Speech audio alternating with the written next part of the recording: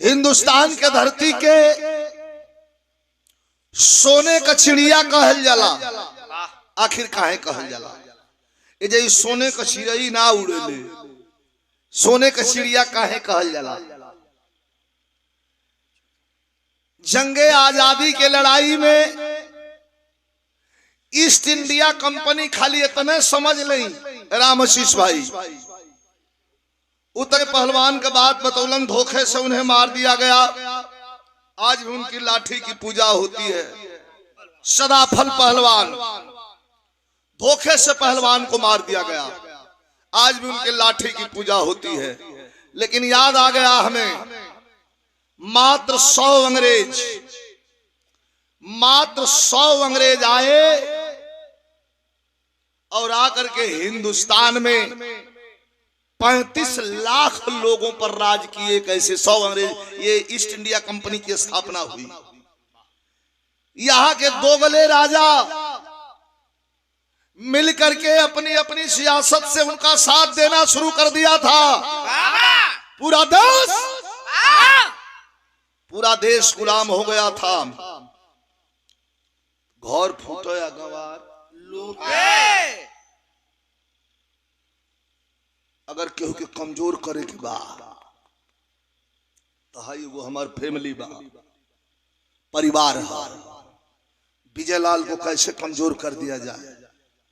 यही में डकैती डाल के यही में 1-2 आदमी के फोड़ ले आदमी, तो 1-आध महीना 2-4 महीना खातिर तक कमजोरी आई न जाए, आदमी सोच में पड़ जा। हाँ ठीक है, 2-4 महीना में अपन 2-1 महीना में सदाई ठीक होई, लेकिन तत्काल तो उसके माथे पर प्रेशर पड़ेगा ही। इसीलिए अंग्रेजों ने गुलाम कर दिया देश को, तमाम कुर्बानियां हुई, लोगों ने अपने प्राणों की आहुति दिया तो देश से आजाद हुआ। सोने की चिड़िया कहा गया। अयोध्या की राजगद्दी राम और दशरथ की कहानी नहीं है, अछूती कहानी है। अयोध्या की राजगद्दी पर विराजमान एक राजा, जिस राजा का नाम बताया गया राजा दिलीप। बाघ बकरी एक घाट पर पानी पियत रहलन, राजा बड़ा खुश था। और ये मां गंगा इस धरती पर नहीं थी गंगा। अवतरण कैसे हुआ? आध्यात्मिक लाइन से विरहा की मैं आपको बताना चाहूंगा। राजा दिलीप बड़ा खुश बाड़न, प्रजा बड़ी खुश बा। बाघ बकरी एक घाट पर पानी पी रहल बाड़न। वही घड़ी प्रजा एक दिन आकर के राजा दिलीप के सामने खड़ी हुई और जोर जोर से लोग रोवे लगल। काहे रोवतानी? राजा दिलीप हाथ जोड़ के कहन कि इतना रुआ सबका सेवा करीला हम, और रुआ सब रो रहल बानी, का परेशानी बा?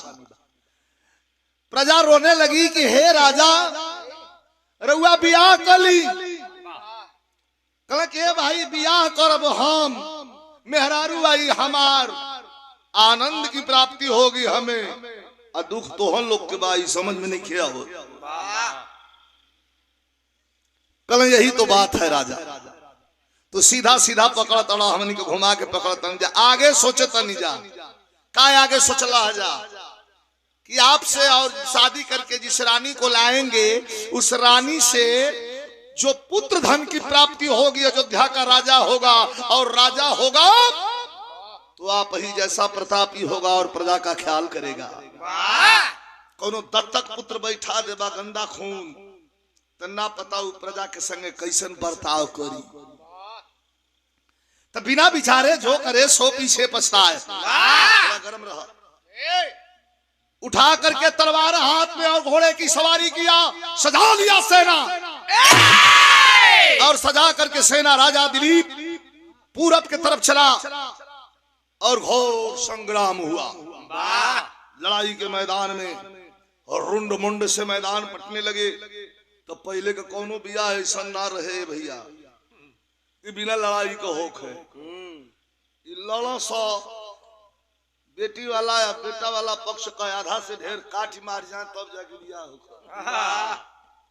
नहीं वीर बाड़ा तो बिया हो अब का जानी लिखल लिखे वाला पागल बा कि हमनी के पागल बने जे दूसरा पागल रहलो सा। अरे रिश्ता करे के बाद तो में लड़ाई का बात है रे भाई। राजा गइलन दुगो मेहरारू लेके अइलन अयोध्या में साक्षात उतर के सरस्वती सितार बजावे लगली। दोनों रानी महल के अंदर गईली, मुंह दिखाई का रस्म शुरू हो रहा बा और माता बहन लोग गीत गवनई अपन शुरू कैले बाड़ी लोग। आइए गा रहल बाड़ी की के करी बांसिया गा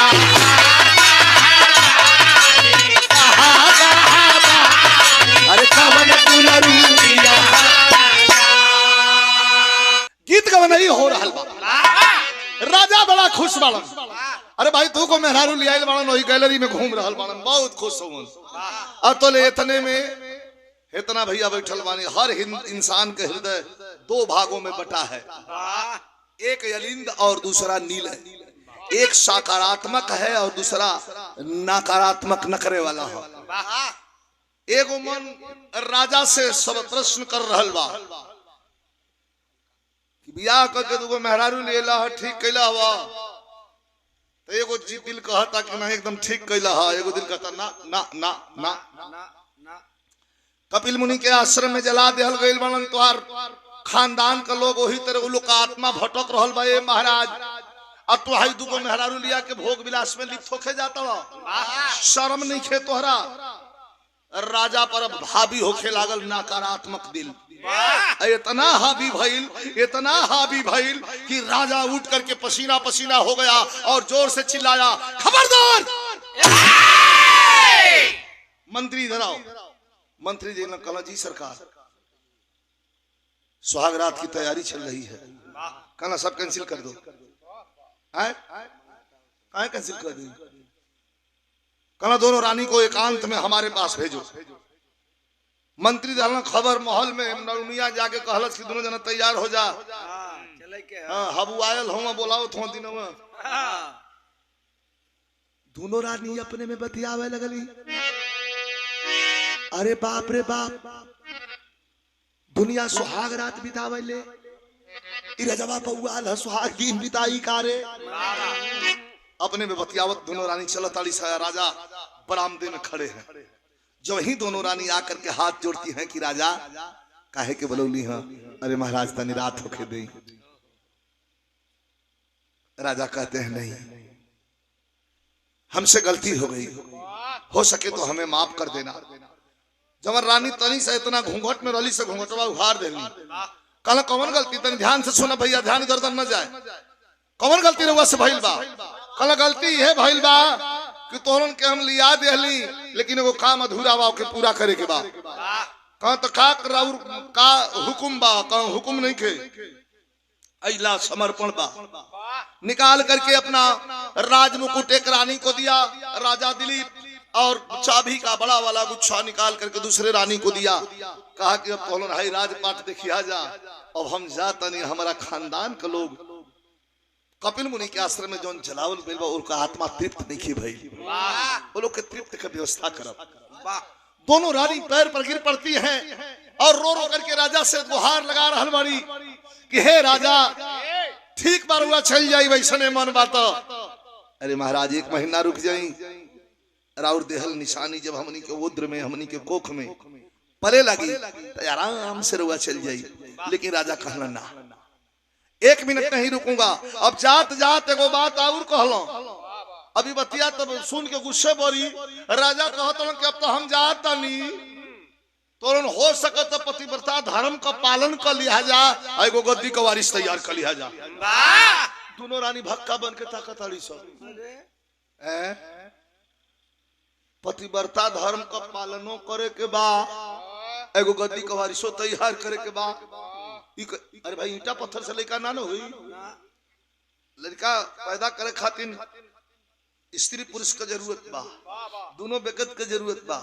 यहाँ दोनों रानी बाड़ी और राजा जा तड़न, लेकिन दोनों रानी पैर पकड़ के बैठ के रोवे लगनी। का करी मास्टर?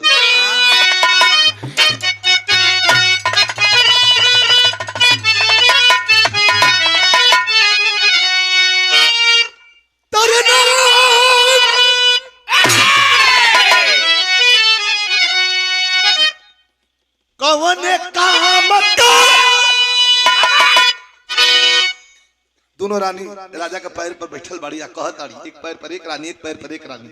और राजा हे ही खड़ा बड़ा।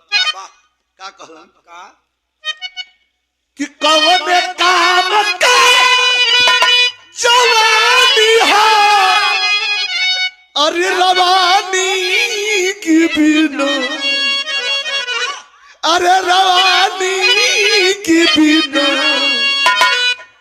कि नदिया कैसे चैन पाई, गहिरे पानी के बिना नदिया कैसे चैन पाई।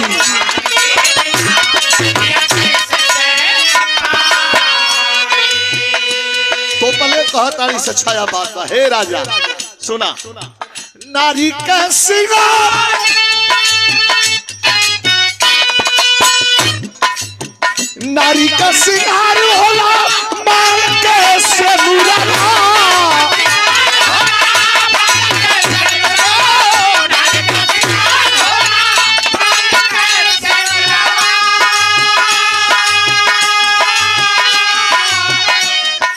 अरे खेवली उमरिया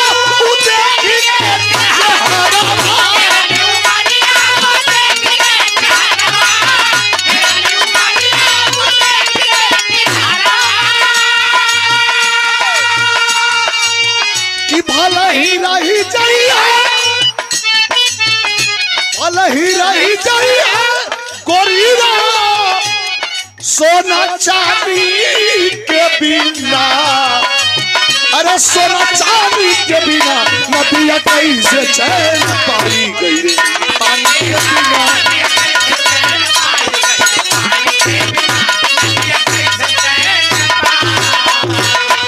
दोनों रानी का आंख भरल बा, राजा के गोड़ पर बैठल बाड़ी पैर पर। हे राजा कुछ दिन रुक जाए, राउर तेहल निशानी हमनी के कोख में पले लगी, रोवा चल जाई हमनी के एक बार ना रोकल जाई। राजा कहला कि नहीं हम जाई,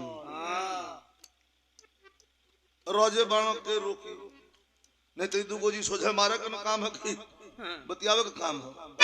छौला ठोक दे दुगो जी कहां जाइबा, आई दुगो लिया के मांस के मोटरी बैठौला है कौनी बहनेउरा जाइबा इहल ना। आजकल के बिगड़ेल बुढ़वा रहे तो उठाई ली लाठी। अब खुद मालिक बाणो है राजा बाणो समझावत आनो कैसा देखिए लोगन हाई हम जाता नहीं छोड़ा करके पैर। राजा दिलीप जब रास्ता पकड़ लिया चलने लगा तो आध्यात्मिक भाव भोरहरी के यही से कहलिए कि आध्यात्मिक भाव हो, आध्यात्मिक भाव बा। ये मन जल्दी रमेला ना, लेकिन जब रम जाला तेकरा के केहू रोक नहीं खे सकत। बहुत आदमी के हम देखले मानी नियम से दारू मंगा के पिए वाला, नियम से मांस मदिरा के सेवन करे वाला, वो माला लेके जपे लग साफ छोड़ दिया। खाना में भी एक टाइम खाली फल है, एक टाइम भोजन तनी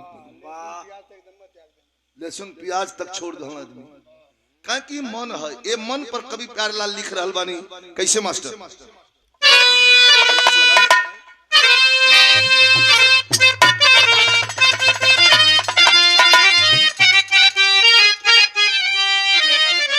आए है कवि जी कह रहल बानी कि जब भाव हो, जब भाव भजन में मन पंछी, अरे जब भाव भजन में मन पंछी यहाँ झूठ गया तो झूठ गया।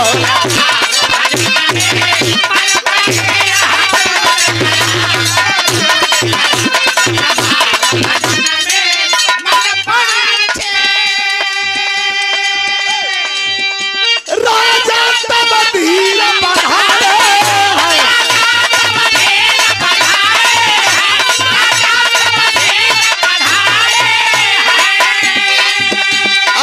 घोर बिपिन में आए हैं सुबना पवन कौन सुगना? ई सुगना ये मतलबी दुनिया से, सुगना ये मतलबी दुनिया से जब रूठ गया तो रूठ गया।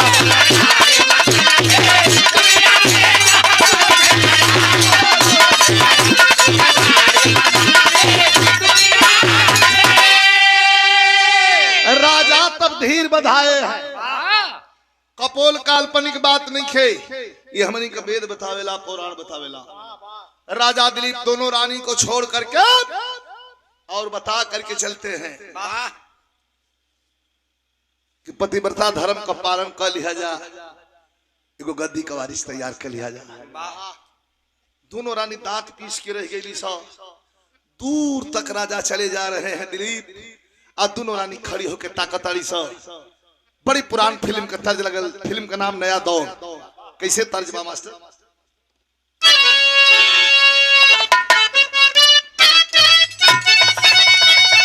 हाय हाय हाय, आप लोगों का चिर परिचित गीत हो कि छुप गए सारे नजारे।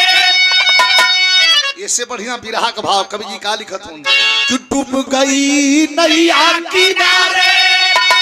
नैया को उपमा कैसे दिल गई बा? कैसे? दोनों रानी से।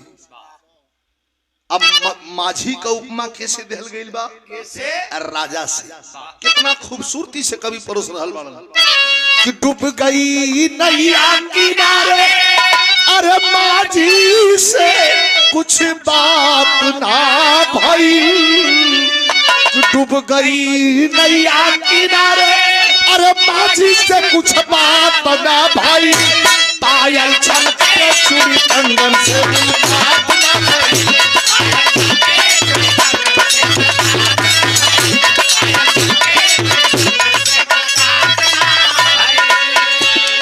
ओरिजिनल तरह सुन ले बानी सब। अमवा के डाली पर बोले मतवाली, वही तरह भाव भी रहा के अंदर बा। दोनों रानी सावन का महीना बा, 25 दिन बीतल बा, सेज पर बैठल बाड़ी, राजा के याद कर रहल बाड़ी। लेकिन जवानी पर लेख हमारा रामदेव गुरु गौले रहलन कि जमाने की दीवार सदा टूटती है, मोहब्बत के मदहोश पानी के आगे जवानी न होती है बस में किसी के, खुदा भी झुका है जवानी के आगे। भले रोक ले कोई दरिया का पानी, भला रोक ले कोई दरिया का पानी, मगर ये जवानी तो बांध ही न जाए। दरिया का पानी रोक सकेला, लेकिन जवानी केहू से ना बंधाई। दोनों रानी बड़ी उदास बारी से, लेकिन कभी कई सारा बा मन नहीं बस में, मन नहीं बस में, जवानी नहीं बस में, बस में नहीं।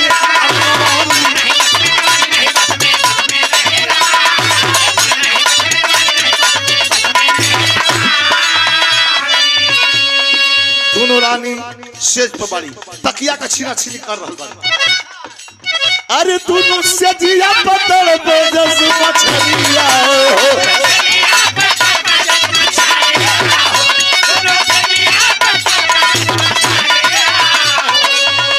दोनों सेज पे बैठल, दोनों सेज पे बैठल, सोचली कुछ रात हो गई। अरे दोनों सेज पे बैठल, सोचली कुछ रात हो गई। पायल चमके चूड़ी से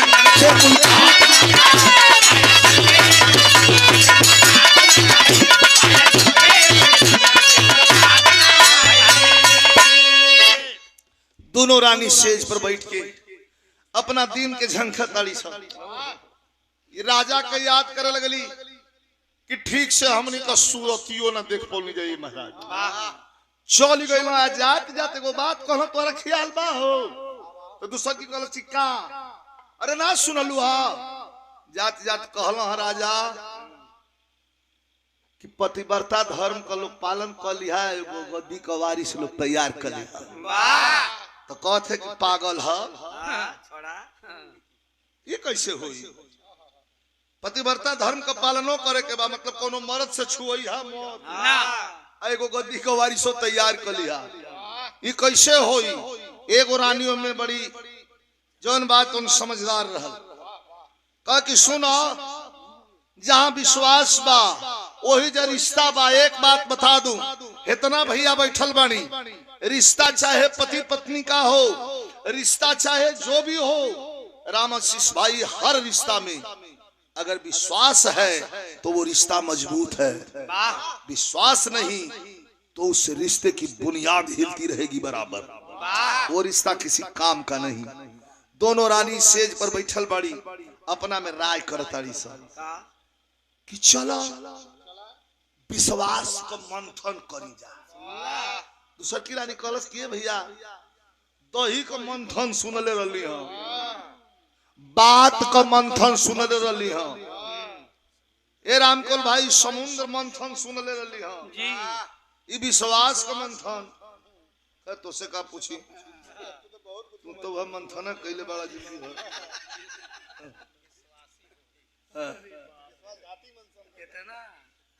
विश्वास का मंथन करी जा। ये कैसन मंथन बा, एक देखी तनी ध्यान दे। दोनों रानी अपना में तैयार होके लगे, तर्ज तो बड़ी बेजोड़ बा। पहले का जमाना रहे कि बियाह होके, बियाह के बाद 3 साल 5 साल 7 साल 11 साल का दिन रखा है गौना को। अब तो बियाह विदाई हो जात बा, नहीं तो गौना का दिन रखा है। ओए में कितना दुल्हा ऐसा रहल कि 7 साल का दिन रखल गईल बा, 5वें साल में वो जाए के बसवार में ढूक के कुकुहू कु बोलल, ओए में मराऊ जा। हमारे पटिया में काज जाने हुआ, आंख फुटल भइल, पड़ोहा में लुकाल ना देख लेके भांस बांस झाड़ ले भइल ना, तो खाली छिल छाल के निकल गई। तो जौन बात तो हुआ आदमी ऐसा जनता हुआ मोहब्बत कैसन जवानी कैसन होले। चला विश्वास का मंथन कर जाए। एगो यही का खिस्सा है, खिस्सा तो कुल अहिरे पर होले। पंडित पे एगो पंडित जी रहना तो एगो अहिर रहना, ये खिस्सा है। तो हमारे बिरादर रहना बेचारू गुरुन के चरवा रहना, पढ़ा लिखल रहना ना, पाकी गल रहना शरीर से, मतलब खूब पक के जवान हो गल रहना। अब वही में गौना भल, दुल्हन आइल, 11 दिन बाहर संतोष करे वाला। दूसरा आदमी रही तो फिर लाठी चला दिले रही। 11 दिन वो बेचारा के चरवाह के मौका ना मिलल, मेहरारू के हन जाए, चुपचाप गोरुन चीजा में जाए, गोरुन छाने, वही गोरुए में सूत रहे, खाना खाए घर में आवे, हित नात मतिन खा के चुप पर गोर दबा के निकल जाए। मन गिरा के एक दिन बैठल बात तनी चलाक रह आयल, कहता का रे फलाना भैया बड़ा उदास हुआ, 10-12 दिन में देखत है तो चिंगूर गईला। कल चुप रह ससुरा, आपको भेट न भइल। कल ई कैसे मर दी, कल रे कुल पहुनी पर दुनिया घर में भरल बाड़ी सब, कैसे जनता मर्यादा न बा भैया। कल तो एगो बुद्धि हमारा से ले ले, तो वो बुद्धि बतावता कि खाए कहाँ जाले, का घर में जाइला, तो घर में जाले तो मौका देख के आ दुल्हनिया के खटियावा के नीचवा जाके लुका जो सूत जो, आ रात होई तो ऊपर हो जाए साला। ओ रे बुर्बक, पहले काहे न कहले हो, आज 12वां दिन है। गइल खाना खाए खातिर, ओकरा खाना निक लगता, दुल्हन अपन कमर में करधनी, ओई में चाबी अपन जोन बात, एक बार हर मारे, एक बार हर मारे, जब्बा भी लगे उले रहे। अरे महाराज, हाँ छम छम करत पायल बजावत आइल, खाना देहलस। एक बार मुंह कर तकलस जनाल की, गिनगिना के बेहोश हो जाई। कल की बतावा आई घर में इंद्र का दरबार बा, तो हम सुतत हैं गोरू में, कुल गाय मुती देखे कान में सो। आज तमानब ना मेहरारू को दाल लिया वे खातिर हम 2 रोटी खैले बा, अतले भाग के जाए के वही खटिया के नीचे ओकरी गौना हरी जन खटिया न पहले पलंगरी न दिया है, अब दिया लगल बेड, वही पलंगरी में नीचे जाके सूत गो। आज जब सूत गल तो मेहरारू आज तक देखल लगा था चल गई अपन मेहरारू खाना पीना बर्तन माज के सूते खातिर जाती आई अपन वही में सोचा था कि चल आज तो भेंट हुई जाई अतोले दिखाई भाई बिगड़े पहला तो कैसे बिगड़ला तैयार होके सुतही जात बदुलहनिया तोले सबसे बुढ़िया आजी ऐनी कि ए बचिया हम कहाँ सुती रे कते आजी आवा हमहू के उदास से लगेला हमारी ये खटियावा पे आवा तनी तो हाथ तेल उल धो दे कपार पर आई नीचवा से कहता कि ओके काहे के बोलावत इ त कैसो कैसो सारा जुगाड़ो कने लिया के बुढ़िया आजी के सुता के तेल लगावे लगल लेकिन जवानी है लकड़ी एक ठेले के पतील वही खटिया के छेदा में से खोदत दुल्हनिया कहती है कि हे आजी काहे बहनी कुछ काटता आजी कहले कि हाँ हम बुझता नहीं तो के जौन काटता अबे 2-4 दिन और संतोष कर कुल पहनी भरल बाड़ी से चल जाए काटो मत कह कटते नहीं खे नीचवा हाफतो बा वे बतौले रहे का बतौले रहे बुल्लू उस्ताद बहुत काम है तर्ज की कि खटिया के नीचे बैठल चोरो खटिया के नीचे बैठल चोरो सासु तली करना जोरवा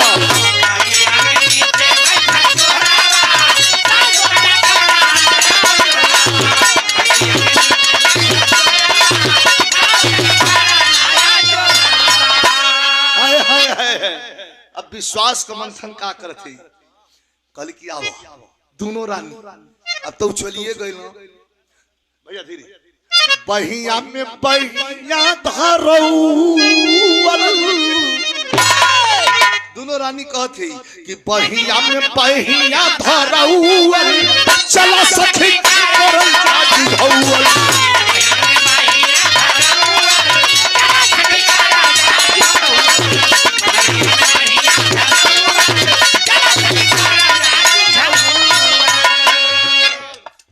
पोरे पोरे जब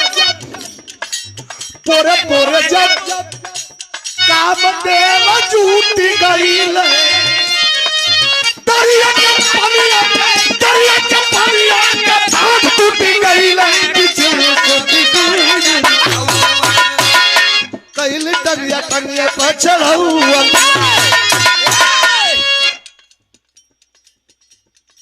एक रानी मर्द का भूमिका निभावे लगल एक रानी औरत का भूमिका दोनों रानी में से अब देखी एगो औरत बन जाती है एगो मर्द की लिखित है काल्पनिक नहीं दोनों सहवास क्रीड़ा में लीन हो जाती हैं जैसे स्त्री पुरुष का मर्द या औरत का जैसे संपर्क होला मिलन होला वही तरह दोनों आलिंगनबद्ध हो गई अब यहाँ कोपले कवि जी लिखले बाना लेकिन इलाहाबादी टुकड़ा जबकि सटल पेट से पेट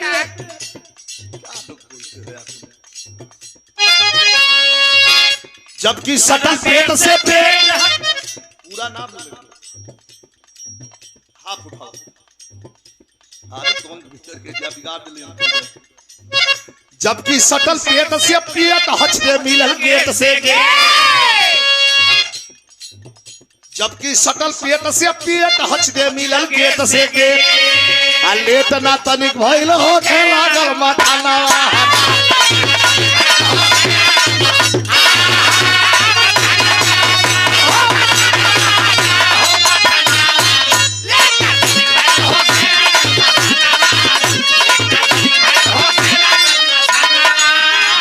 अब हाई देखी दोनों पीसा गरम मसाला आ दोनों पीसा गरम मसाला लोढ़ा के हरो नहीं दिखाला आ दोनों पीसा गरम मसाला लोढ़ा के हरो नहीं दिखाला चर चर करे पलकरी तू तलाई थाना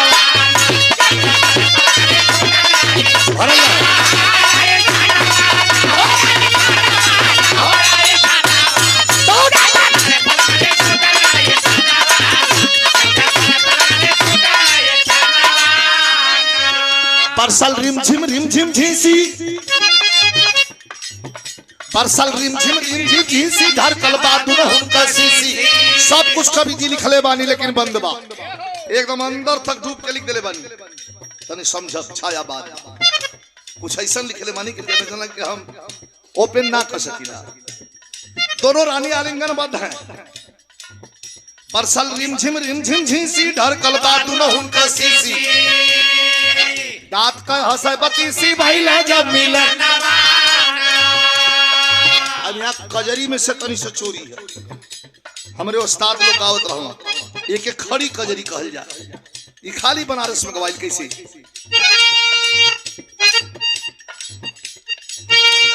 कि बरसा कि बरसा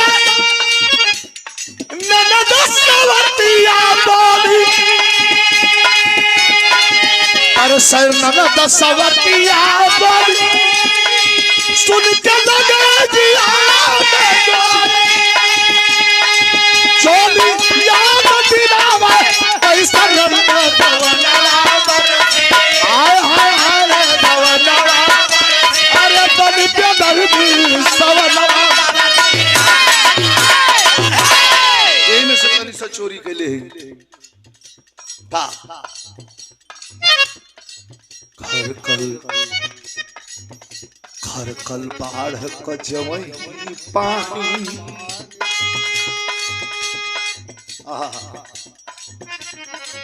घर कल बाढ़ क जवई पानी, तू नया लगा हो गई रानी। अरे तू नया लगा हो गई रानी, कहिया जाम चाहे देखा छोरा नवा।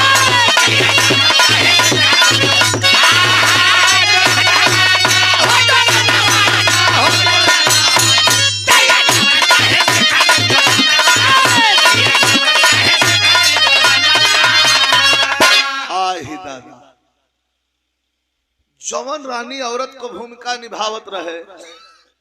अब रउआ सबे सोचत हो खब की ई काहे कहत हो आहि दादा, अचंभा बा, अजूबा बा।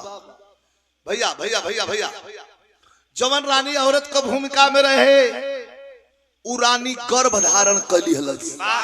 तो कवि जी कह रहल बानी कि नून पड़ल बानून में जहिया, अरे नून पड़ल बानून में जहिया, रानी गमन पितर आइल बा।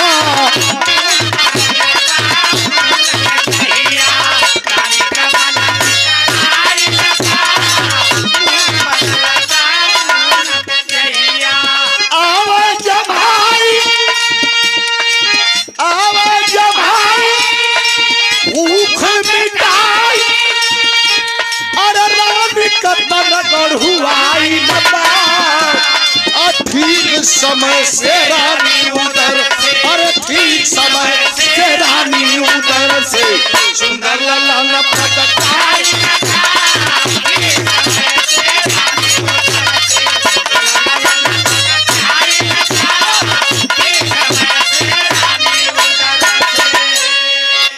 आवे जम्हाई भूख मिठाई रानी का तन गढ़ुआइल बा। 9वां महीना बीतत बीतत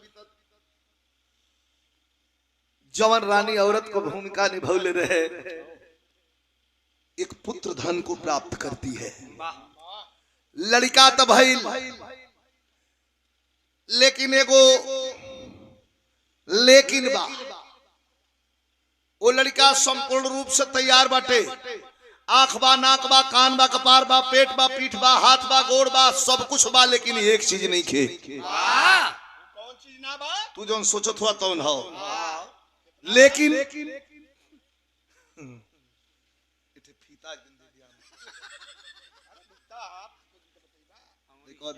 खुद नापला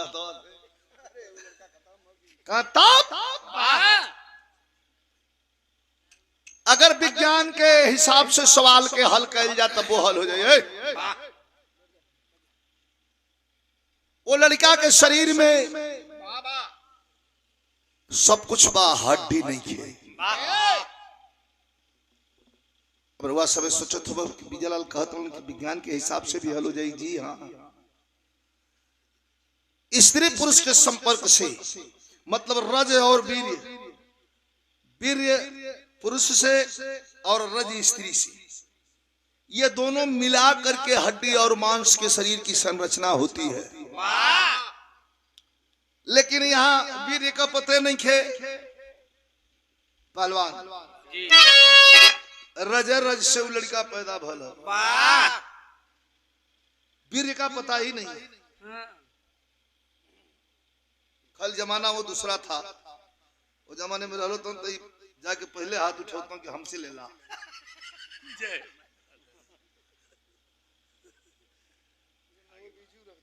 बड़ा बड़ा क्षति कैला। अरे वाह, देश कोना छोड़ला ना कहता। अब वो लड़का के शरीर में हड्डियां नहीं खे भैया, बढ़ता मोटाता तो न हाथ उठावता ना, आई काहे हाथ हमने का उठोता, ये हड्डी पर निर्भर बा। हाई पैर पर हमने का काहे खड़ा बानी जाते से 2 मिनट और बैठ जाए, 2 मिनट 2-3 मिनट का भी रहा। हाई पैर पर जो हमने का खड़ा बनी जाए, हड्डी के ढांचा पर खड़ा बा। हाई मुंह जो हमने के बा, ये सब हड्डी पर ही इसका ढांचा आकार है। ये ना रही तेकर का स्थिति रही। वही तरह कर शरीर में खाली मांस के लिए थोड़ा बाटे हड्डी है, ये नहीं तो कभी जी कह रहल बन, यह कह रहल बन कि तऊ हो विधनवा विधि के तारे ना करी।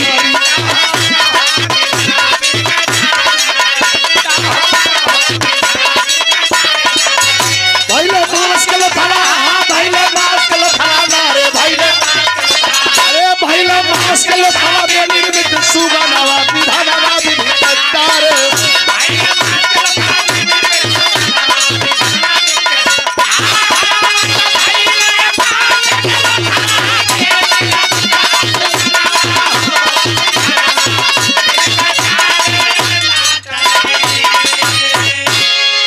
मांस के लोथड़ा में निर्मित सुगनवा धीरे धीरे लालन पालन कर रहल बाड़ी, उम्मीद से कि लड़का बड़ होई तो गद्दी पर ही बैठी।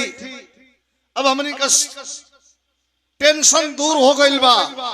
अब राजा चाहे आमसा चाहे उन्हीं मोर जाए, एगो चिंता सता रहल बा।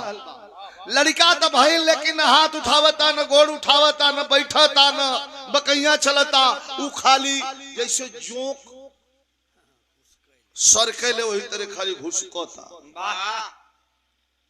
अब पेट के बल हो जाता है, एमे हड्डी उड्डी तबाह नहीं है ने, मुहवा घुमा के पिठिया कर कहले दोनों माई कहले सकी तो विचित्र बा ये बहिनी। धीरे धीरे धीरे धीरे 7-8 साल 9 साल को हो गल। अब चिंता में हो गई अंदर दोनों माई कि धीरे धीरे ईसायान हो जाला।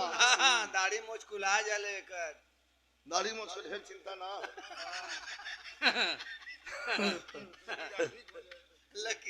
धीरे धीरे सयान हो जाला ये बहनी। ये क्या उपाय कोनो करी जा, रोवत है तो ले वही समय ऐसा जगह पर नारद जी जरूर पहुंचे।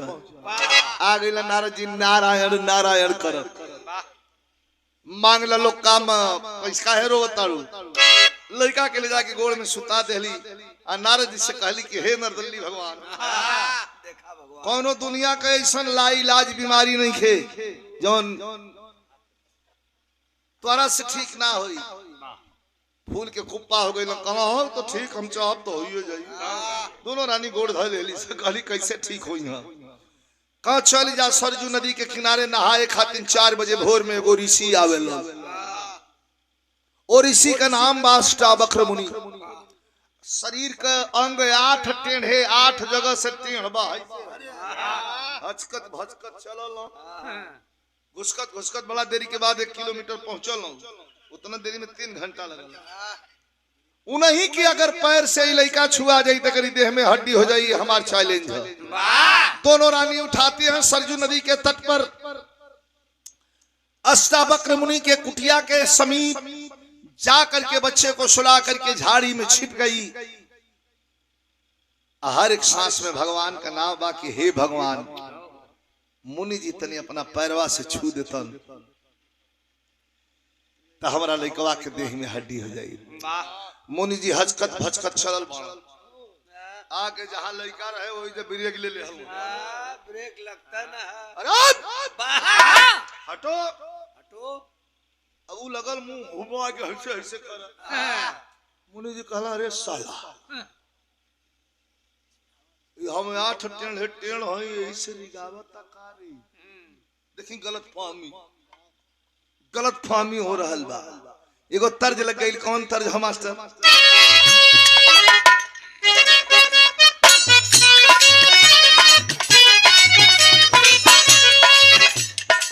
चली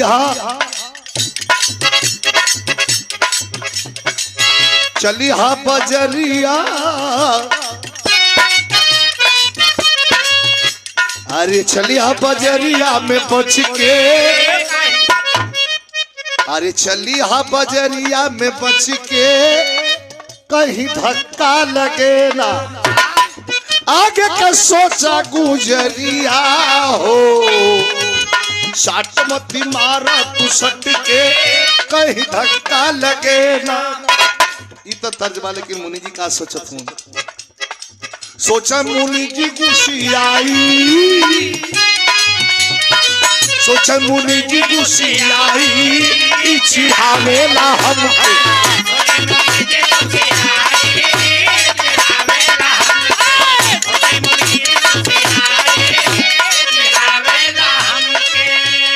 अरे लड़के हटा मन बड़ लगेला सुगनवा हो। अरे ये बढ़ल बाते मनवा हो।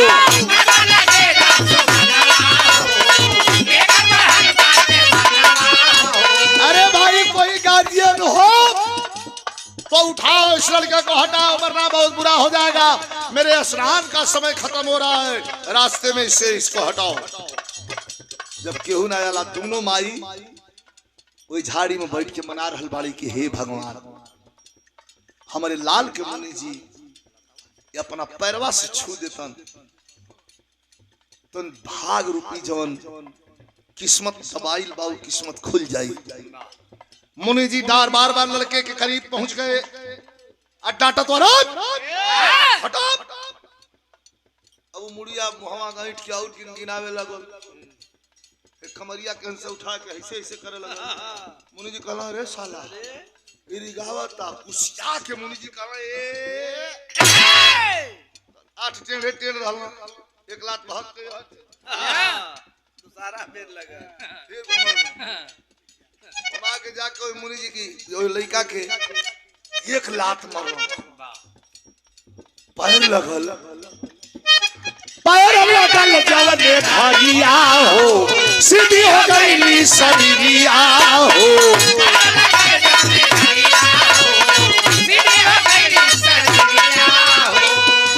अरे वह भगीरथ वो लड़का का नाम का पड़ल भग से पैदा वो लड़का का नाम पड़ल भगीरथ। वह भगीरथ कहाई चिढ़ावेला हमके।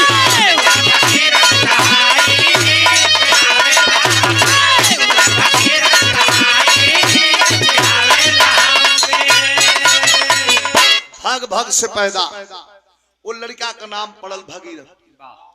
12 साल की उम्र में शेर और बाघ के साथ लगा खेलने। चारों तरफ अयोध्या के नगर में हल्ला मच गया। दोनों रानी के यहाँ उड़ते उड़ते राजमहल में खबर पहुंची है कि आपका बेटा तो शेर और बाघ से खेल रहा है। दौड़ करके हाथियों के मस्तक पर चढ़ बैठ जाता है। खतरा का काम दिन भर कर रहा है। दोनों रानी बुलाती हैं और पंडित जी के बुला के राज्याभिषेक का तैयारी कर देली। लेकिन नियमानुसार बिना 18 वर्ष पार किए राज्याभिषेक नहीं हो सकता। 12 वर्ष की उम्र में भैया धीरे धीरे 12 वर्ष की उम्र में भगीरथ के जौन बात राजाभिषेक करे बदे बैठा देली। तिलक लगा करके जब ही उठा करके राजा का राज मुकुट भगीरथ के सर पर रखना चाहती हैं, रोक दिया।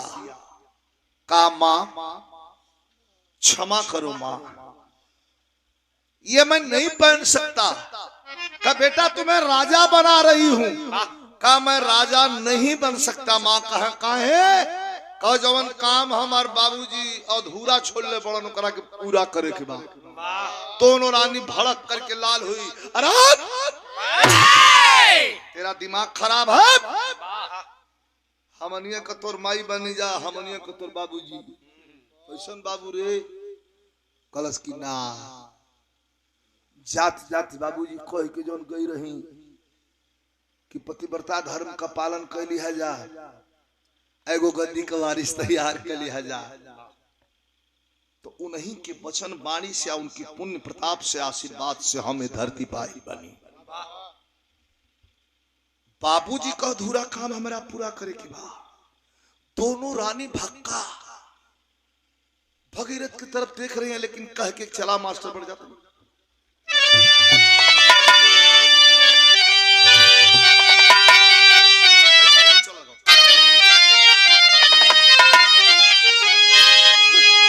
अरे पुरखन का, अरे पुरखन का हम करब तारन तार भगीरथ चली भइले और किया तपस्या ब्रह्मा के बढ़िया भगीरथ चली भइले।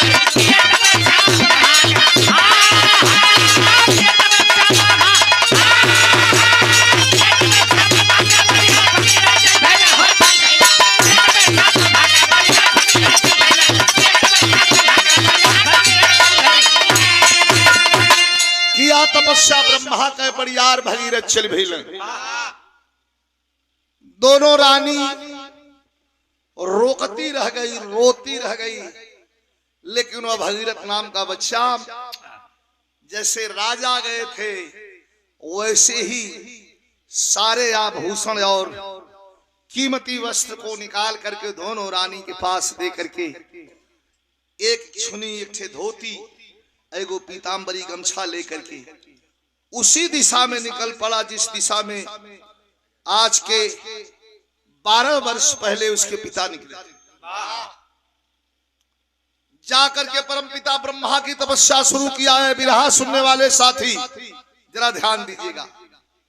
ब्रह्मा जी प्रकट होते हैं, कहते हैं अरे बेटा मांग लो, क्या चाहिए?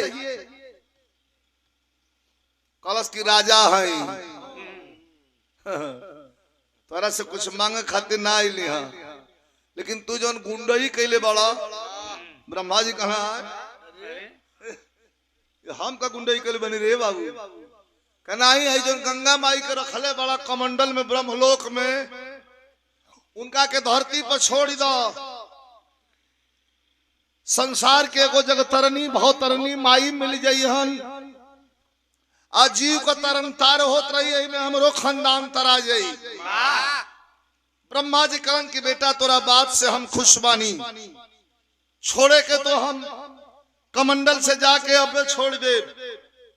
लेकिन ब्रह्मा जी कहते हैं कि अफसोस बा बेटा, हम छोड़ दे तो उनका में इतना बेग बाटे कि फाड़ के धरती पताल में चल गई हम।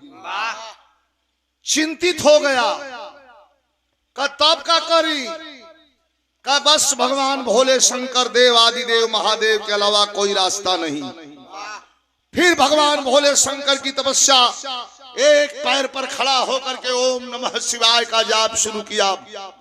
छड़े रुष्टा छड़े तृष्टा, रुष्टा तृष्टा छड़े छड़े भगवान भोले शंकर प्रकट होते हैं और लड़के से मुस्कुरा के पूछते हैं कि हे भगीरथ, क्या ब्रह्मा जी से काम नहीं हुआ?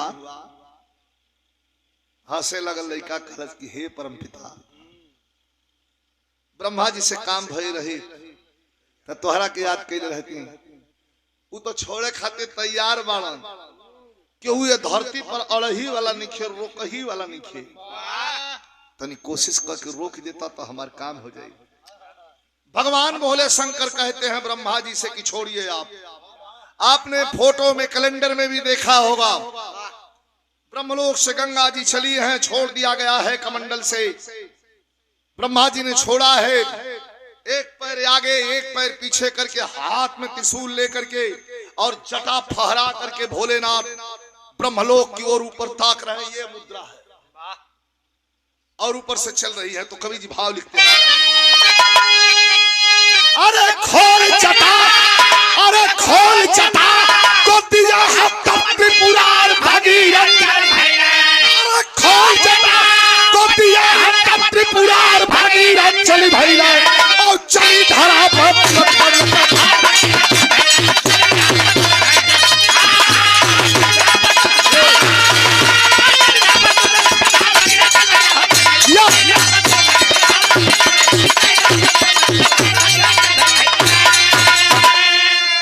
खोल जटा को दिए है तब त्रिपुरार भगीरथ चली भैया। आ करके गंगा जी भगवान भोले शंकर के यही जटा में रवे रव बन्हा गई है। एगो जटा खोल के कहना देवादिदेव महादेव के हर हरा मौत निकल आया है। लड़का जहां जाता है यही के पीछे पीछे जा। तो कवि जी भाव लिखता हूं कैसे मस्त कि आगे हो भगीरथ पीछे, आगे हो भगीरथ पीछे गंगा महारनिया चलती।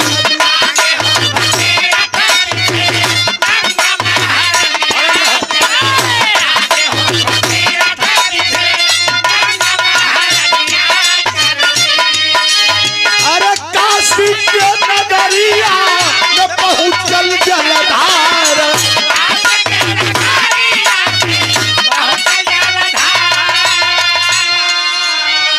ऋषिकेश हरिद्वार कन्नौज कानपुर इलाहाबाद होते हुए माता विंध्यवासिनी को स्पर्श करते हुए मिर्जापुर से जब काशी नगर में अलन तो सारे दुनिया में काशी न्यारी है। एक घटना घट गई, अभिमान झलक गया, अहंकार के समुद्र में गोता लगाने लगे हैं। तो विद्वानों ने कहा है हाय अहंकार के तर में लगता विनाश का फल है। अहंकार हो गया तो विनाश होने से कोई बचा नहीं सकता। भगीरथ को अहंकार हो गया है, अब ऐसे चले लगा बाहर हम बाह मामूली है गंगा जी टूटू टूटू है मेरा पीछे आओ तड़ी काशी नगर में जब पहुंचला वही रामनगर के सोझे ऊंचवा पर तो वहां एक मेला जैसन बाजार मती लागल रहे। केहू जिलेबी बेचता, केहू जूता बेचता, केहू चप्पल बेचता, कोई कपड़ा बेचता, केहू अपन घरेलू गृहस्थी के सामान बेचता, केहू हॉर्स बेचता, केहू जुआठ बेचता। यही तरह जो बात कुल मेला लगल बा। जहां पहुंचला विशेष ध्यान दीजिएगा, 2 मिनट, ये विरह का मेन प्रारूप है। जहां खड़े हुए जाकर के भगीरथ, वहां एक गरीब आदमी बैठ करके और जूता सिल रहा था। वो गरीब आदमी कौन था? हरिहर मोची, हरिहर चमार, चमड़े का काम करने वाले को चमार लोगों ने बना दिया। जितनी गाय भैंस दुहे लगल वही हो गई, जे बरियाई से भाला बंदूक चलावे लगल छत्ती हो गई, जितनी वेद पुराण पढ़े लगल वो पंडित ऐसे बना दिया, बांट दिया सामंतवादियों ने। ये जाति का भ्रम फैला करके समाज को बांट दिया। लेकिन हरिहर मोची बैठ करके जूता सिल रहे हैं। पाकल पाकल दाढ़ी, पाकल पाकल मोछ, हाई बरौनियो पाकल बा, हाई कपार पर कबार लौट हो गई बा। बुजुर्ग अवस्था 100 के पार बा। टेकुरी हाथ से उठा के सीए में कांपते, बड़ा मेहनत से पहुंचते। वही घड़ी पहुंच गई ना भगीरथ और डांट के कालन के जूता सीने वाले। टेकुरी हाथ से छूट गई, कप कपाते ओठ, चेहरे पर गरीबी है और हाथ जोड़ करके जूता सीने वाले ने कहा कि बाबू साहेब काहे डांटत हुआ भैया, कला रे हई दुकान फुकान हटाओ, बतावे का बतियावे का टाइम नहीं बा, जल्दी लेके भाग साला तू नहीं जैसे गंगा जी जाई है पड़े। जुतवा सिए वाला कहलस के भैया ई जमल जमावल दुकान हमारे लोग जानल न कि हरिहरवा यही जो बैठेला, ई दुकान हमार उखड़ जाई, कैसन गुंडई है बेटा, तनी बगल से चल जो लाल। इतना जब सुनल तब तो इनके पारा हाई हो गल के रे साला ये जूता सीने वाले की औकात और हमें कह रहा कि बगल से चले जाओ। डांट करके कहते हैं भगीरथ की आवा हो गंगा जी, ये ना मानिए ससुरा के बहवा दो यही में। डांट के जब चल दिया घमंड वाले इनके का चल जाता हूँ। अच्छा छलात पानी जब हरिहर मोची की दुकान के यहाँ पहुंचल, महारानी वही पानिये में से बोल पड़ली, का हो भगत कैसे बाड़ा? टप दे आंख से आंसू गिर गई, हाथ जो के कहूं कि माई तोरा इला कते आभास हो गई रहे, लेकिन एक ठे घमंडी प्राणी से मुलाकात हो गई, से ब्रेक हो गई रहे। हे माई दर्शन तोहार भाई, माता गंगा काली की का भक्त दर्शन यही तरह करबा बैठेबा ना का। हरिहर भक्त कहना कि कहाँ बैठाई गरीबी में सिवाय राम चर्चा के हमरा पास कुछ नहीं थे। हाँ बैठल चाहता ताही कठवत बा, यही में तनी चमड़ा भेवले बन आवा, यही में अगर मन भरत होके तो कूद जा। है धान दे गंगा जी वही में कूद के नाचे लगली। 1 किलोमीटर जाके जब सांस लेके पीछे घूमल तो इनका दोनों गोल की चढ़ गई ऊपर।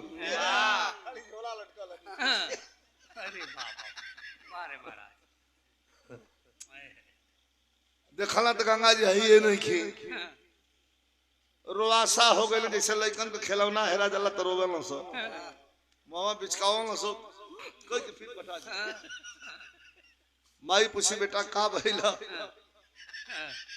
वही तरह रोवत हुआ ताकत हुआ, रोवत हुआ ताकत हुआ, पूछ अपने आप के कोसत पहुंचला, मन ही मन सोच के चलत हो के रे बाप ये जूतावासिया वाला तो नाना गड़बड़ उलस रे।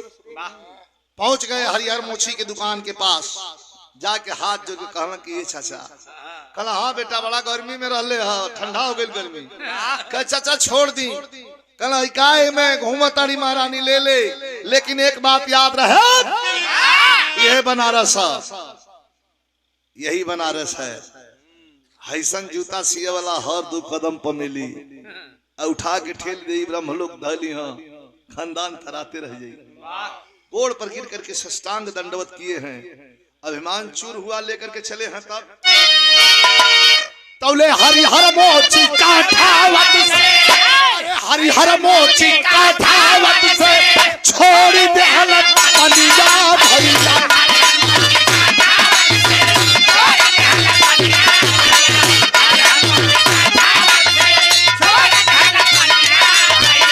पटना होता रही बंगाल के मधार,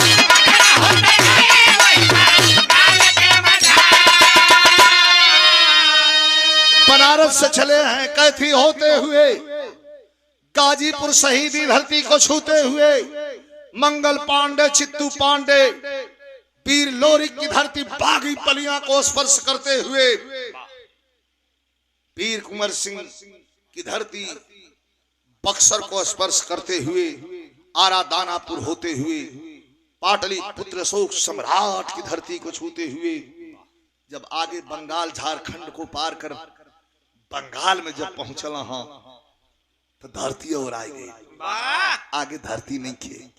रुआ सब सोचत हो कि धरती नहीं खे, जी हाँ नहीं खे, आगे समुद्र बाटे, बंगाल की खाड़ी समुद्र, वही समुद्र के किनार पर खड़ा हो गई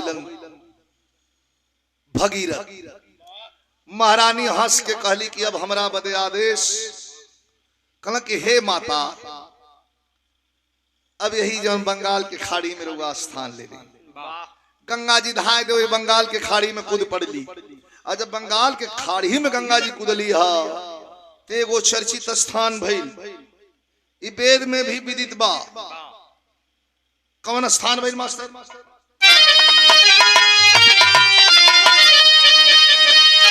अरे जहां मिलल, अरे जहां मिलल वहाँ गंगा और सागर का पानी आता, गंगा सागर का नहावा जाने दुनिया।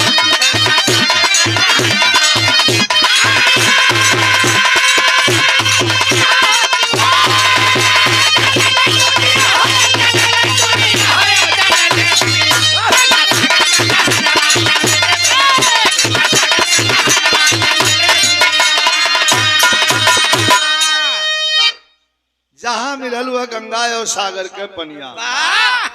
का बात है?